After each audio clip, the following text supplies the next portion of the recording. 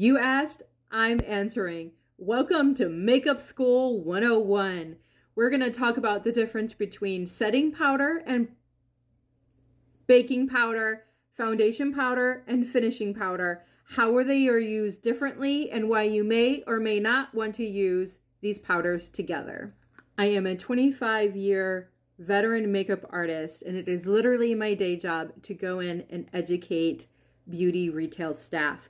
So grab a notepad, grab a snack, sit down, class is in session. Starting with setting powder. This is the original. This particular one is the Prolux from Dollar Tree.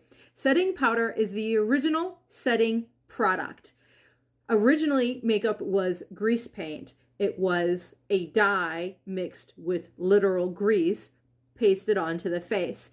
And setting powder was there to absorb the grease and the oil from the original product and the person so that that grease paint wouldn't transfer all over the skin throughout their performances in theater and such. Setting powder is still used the same way today. It is meant to set the makeup, keep it in place, and keep it from transferring and mixing with the other products that you are layering on or underneath it.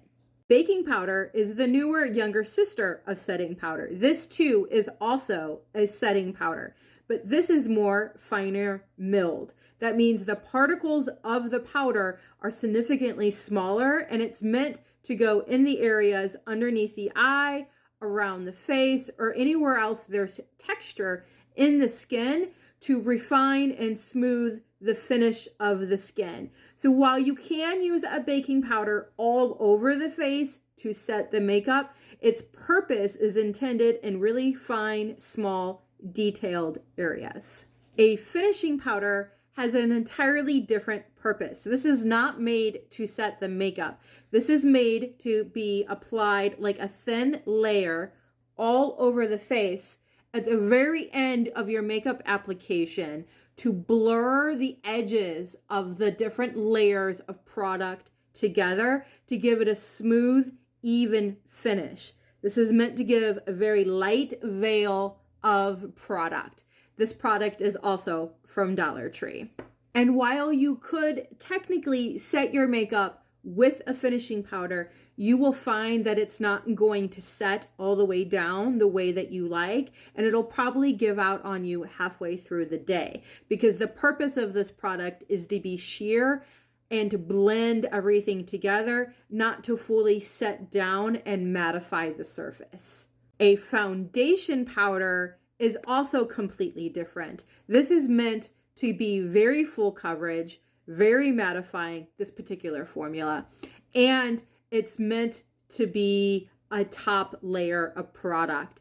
If you were to use a foundation powder as a setting powder, it's going to get really cakey really fast because the particles of the powder are much thicker, so you can get that full coverage effect, and you are not going to like the way that that's going to finish on the skin because it's not going to look natural. It's going to look cakey and powdery because the product is too thick to be used that way. With all of these powders, you can use a puff or a brush, but depending on which tool you use, they are going to apply differently. If you use a puff, it's going to put a lot of product in one area. If you use a brush, it's going to disperse that product evenly throughout a larger area, applying a thinner amount through a larger area and a thicker amount to a smaller area. So depending on your results and what you are looking to do, you're going to want to choose your tool wisely. And lastly, makeup is supposed to be fun. Experiment, play, try out with different things.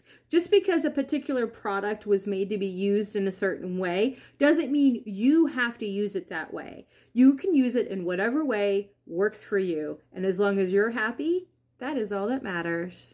I'm Sugar Cyanide, and if you enjoyed this makeup class, let me know. If you enjoyed this makeup class, let me know down below, and I will make this a series.